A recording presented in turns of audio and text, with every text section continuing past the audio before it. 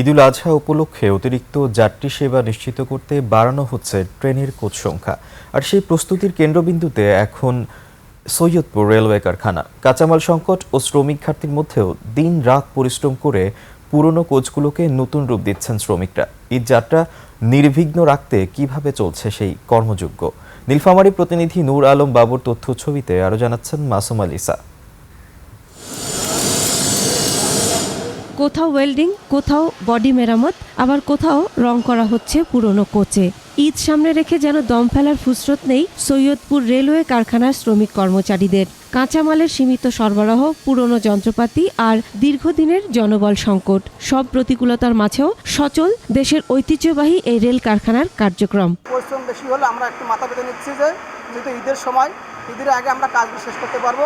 2 মাস মিলিয়ে প্রায় 40টা মতো কোচ আউটটান দিয়ে দিয়েছে, আর বেশি কোচ নাই। তারা কাজ করে যাতে করে মানুষ সঠিকভাবে বুঝতে পারে এবং তারাও যাতে সঠিকভাবে তাদের ঈদ উদযাপন করা, তাদের ফ্যামিলিকে নিয়ে বাড়ি যেতে পারে। ঈদে অতিরিক্ত যাত্রী চাপ সামাল দিতে 127টি লক্কর ঝক্কর যাত্রীবাহী কোচ মেরামতের কাজ চলছে পুরোদমে। নির্ধারিত সময়ের মধ্যে কোচগুলো চলাচলের উপযোগী করতে নিয়মিত কর্মঘণ্টার বাইরেও অতিরিক্ত কাজ করছে শ্রমিকরা। সাপ্তাহিক ছুটির দিনেও চলছে এই কর্মযজ্ঞ। প্রতি বছরে যে পরিমাণে আমরা কোচ দেই তার অলরেডি 90% কোচ আমরা ডিভিশনকে হস্তান্তর করেছি এবং বাকি 10% কোচও আমরা অতি শীঘ্রই ডিভিশনকে হস্তান্তর করব। সেবামূলক প্রতিষ্ঠান, সেবার কথা মাথায় রেখেই আমরা এই স্বল্প জনবল দিয়েই সেবার সর্বোচ্চ মান নিশ্চিত করছি। 23% জনবল নিয়ে আমরা আমাদের কাঙ্ক্ষিত লক্ষ্যমাত্রা পূরণ করার অব্যর্থ চেষ্টা চালিয়ে যাচ্ছি।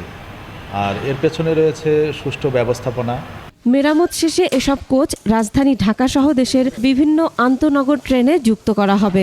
কারখানা কর্তৃপক্ষ বলছে, ইতোমধ্যে মেরামত করা প্রায় 90% কোচ রেলওয়ের পাকশি বিভাগে হস্তান্তর করা হয়েছে।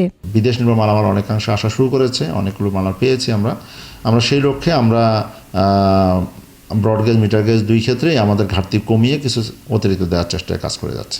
দেশ জুড়ে যখন ঈদ যাত্রার প্রস্তুতি, তখন নেপথ্যে নিরলস কাজ করে যাচ্ছেন এখানের শ্রমিকেরা। তাদের ঘাম আর পরিশ্রমেই ঈদে লাখো মানুষের যাত্রা আরও স্বস্তিদায়ক ও নিরাপদ হয়ে উঠবে, এমনটাই প্রত্যাশা সংশ্লিষ্টদের। Masum আলিসা, desk report, 21 television.